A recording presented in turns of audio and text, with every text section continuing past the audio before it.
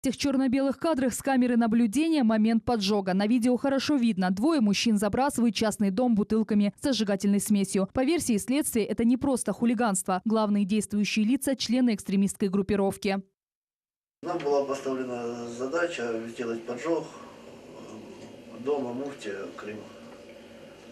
Кто вам поставил такую задачу? Эту задачу нам поставил Велиев Орлов. Вам одному? Нет, мне и Третьякову Александру. Александр Стешенко и Александр Третьяков – жители Харькова, в прошлом спортсмены. По версии следствия, их нанял помощник украинского депутата Эрол Велиев. За каждую провокацию на территории Крыма им обещали $500. Вот. Мы сели в машину и поехали на улицу Карамфиль. Он нам показал дом и сказал, что здесь живет муфтий Крыма. И сказал, что надо будет сделать поджог его дома.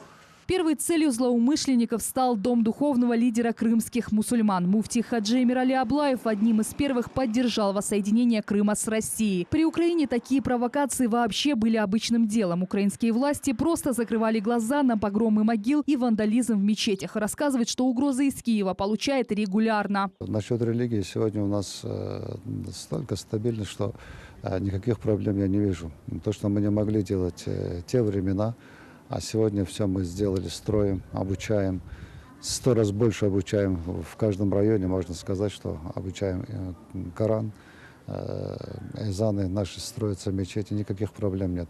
А насчет политики, пусть политики отвечают на это, понимаете. Видео поджога спецслужбы опубликовали лишь спустя 5 месяцев после происшествия. Злоумышленникам не позволили добиться главного эффекта – широкого общественного резонанса. Именно этого и добивались заказчики из Киева. Миссия запугать крымских мусульман для диверсантов оказалась невыполнима. Так как представители запрещенной организации «Меджлис» опустились до прямых диверсионных и террористических актов, говорит о том, что крымские татары их не слышат, и язык запугивания – это единственный инструмент, который остался в арсенале политических спекулянтов, которые покинули, слава богу, полуостров и находятся вдали от мирной жизни полуострова. Заказчики этого поджога в Крыму хорошо известны. Лидеры запрещенной в России организации «Меджлис». Именно они 3 года назад перекрыли грузовое сообщение с Украиной, а позже обесточили полуостров. Для этого на границе подорвали опоры. Однако ни тогда, ни сейчас повлиять на ситуацию они не смогли.